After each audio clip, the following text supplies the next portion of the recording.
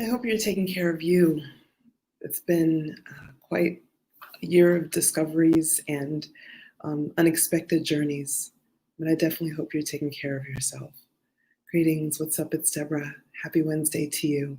As I promised last week, I wanted to come on one more time and just share with you my transition very briefly, because if you're interested in continuing the journey with me, I'd like you to know what that's about. So, about 2 weeks ago, I took about 10 days off of social media. And even before then, I had spent quite a bit of time away from social media.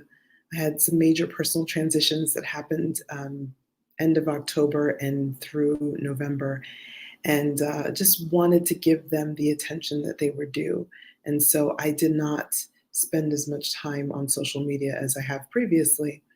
But what I came to understand over that month or so was that um, things have been changing direction. And I am someone who respects nature and respects the flow of life. And so I try my best to not push against it. And so I recognized it was time to change direction with my business. And I don't know how familiar you are with my message, but one thing that I talk about all the time, and probably something that you're very aware of, is um, in our world of personal development, we're often told to set healthy boundaries. And you can hear it anywhere from um, parenting classes or literature to leadership um, tools and guides to relationship, like intimate relationship trainings. All of them talk about setting healthy boundaries. And I understand why they do. And often, I mean, if someone knows about setting boundaries, it's definitely me. I was in an incredibly toxic marriage for many years, and I struggled. First, I struggled to set boundaries, and then when I started setting them, I struggled to stay congruent with them. They just felt so awful to me, and it's taken me a while, a lot of research to understand why. It actually is my understanding at present that it is the course of strength and courage and a deeper sense of wisdom to be able to relate to people, even when they're acting in ways that we don't want them to, without setting boundaries. There are far more elegant ways of understanding things. And actually, it's not really that the boundary thing is so far off, but it's just the way that we're seeing it. And so, this is something that is a core part of my message. So, if you think about like a man-made boundary, it's kind of like a dam or a levee versus a natural boundary, which is like the beach or the edge of a forest. And you can see that natural boundaries, they move with time, they're dynamic, they're not rigid, and man-made boundaries usually are. And so what often happens is when people try to set these rigid boundaries, life happens to those boundaries, and we often end up creating more pain and stress for ourselves than less. And there's nothing wrong with that. We're all on our own journeys. But my goal, my message has always been to uplift people to see that there's a level above, like kind of like raise everybody up a little bit so we can see above the clouds, that there's something beyond that. There's something beyond those boundaries that we want to set that keep us feeling separated from others and in truth, even separated from ourselves. So this is a core part of my message, and I have to live it. I have to embody it. So so often I read that, your brand, you need to set up this brand that's very consistent so people know what to expect. And I agree. When I go to Starbucks, I know what kind of coffee I'm going to get. I know the feeling I'm expecting when I go inside the cafe. When I go to Chipotle, I know what I'm getting when I get there, and I know what I'm expecting when I get inside. I agree that for certain aspects and elements, that's important. But I guarantee you that the founders of Starbucks and Chipotle are not currently working on the same things that they were working on when they founded their companies. They're continuously morphing. And the reason why the business is able to look consistent to the public is because there's so many other people that are hired and employed to be able to keep that consistent front.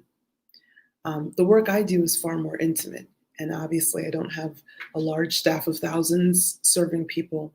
So I've chosen to go with the flow of what I'm learning instead of trying to keep one consistent, identical brand for people when I've long ago moved from there.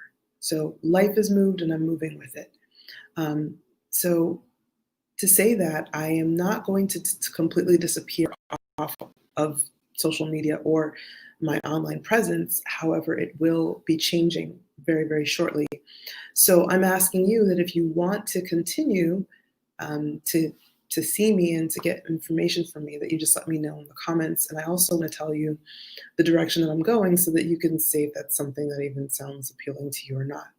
So I'm still going to be talking about the concept of oneness, interdependence, which is really the level beyond independence. It's beyond the level of setting strict boundaries. It's beyond the level of trying to do things on your own. And it's recognizing that you are one piece of a larger puzzle.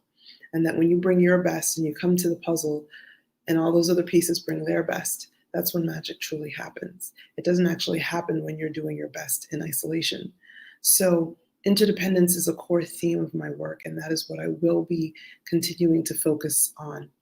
Specifically, a couple areas that I will be transitioning into spending more time talking about is work-life balance. It is something that I hear often, just like boundaries, kind of, it's a concept that's really misunderstood. And truthfully, I believe just like boundaries, it's an illusion. I don't think there's actually a thing as work-life balance. And I, go on to explain why. Another thing that I will be spending more time talking about is the idea of feeling isolated, which I've always talked about as a disruptor, but understanding that your isolation actually comes from your connection. Talking more about how our connection to everyone and everything, which is oneness, actually is what is often the source of our sense of isolation. So it's actually the problem and the solution are one and the same. So understanding that better so that you can understand when you're having a period of time where you're feeling more isolated, you can breathe. It's okay because you know how to feel reconnected instantly. But even more importantly, you understand why you felt isolated to start out with. Because oftentimes we're told, and let me just say for myself, it may not be for you, but for me personally, I was raised in an environment where I was always having to put on a happy public face. And that's most people, but not everyone. Some people didn't have to do that. And so I was always, putting my chin up and smiling, even if I felt awful inside. Um, of course, I didn't really do that well, but that's a different story. That was what I was told to do. That's what I tried to do. I just didn't succeed at it very well.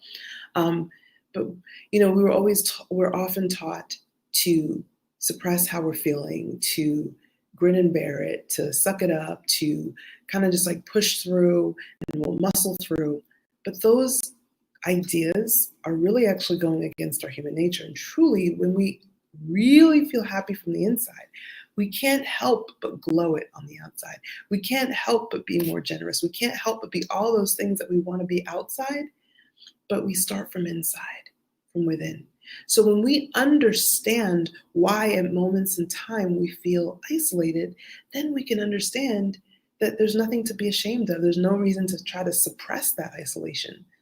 And acknowledging it and moving through it is so much more relieving and rewarding, not just for us, but for the people that we serve. So this is something that I'll be talking a lot more about. So what did we cover? We covered oneness, interdependence, we covered work-life balance, we covered isolation. One of the other things I want to say too is the idea of masculine versus feminine. So, in our world, we've had times where the feminine has been dominant, and then we've had times where the masculine has been dominant. And we're kind of coming out of that era now, but that's the era that we were in, that most of us grew up in. If we're over 20, we grew up in an era where masculine was dominant. And there's pros and cons to having either of those dominant. And hopefully we're coming into an era where we can learn to dance with both energies because they're both necessary.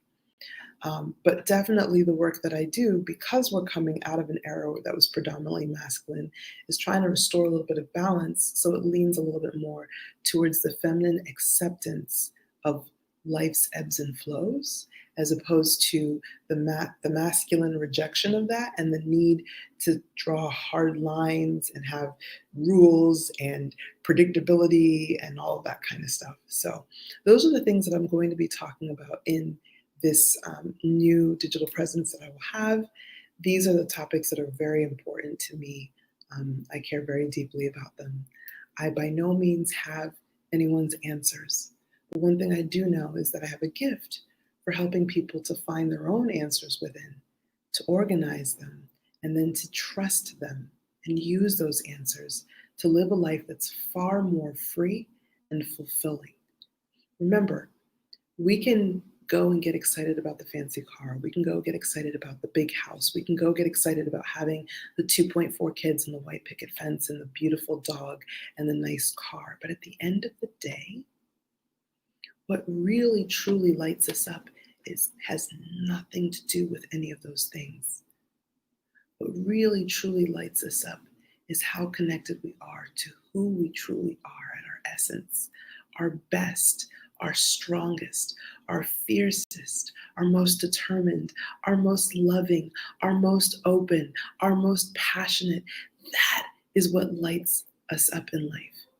So, from that inside place, it doesn't really matter if you're broke sleeping out in the street or if you're in a mansion.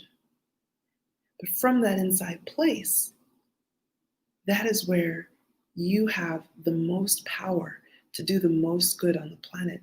And the people who I tend to work with and talk to and attract are people who are more interested in the impact they make than in how shiny their display is. So if that appeals to you, then I invite you to join me.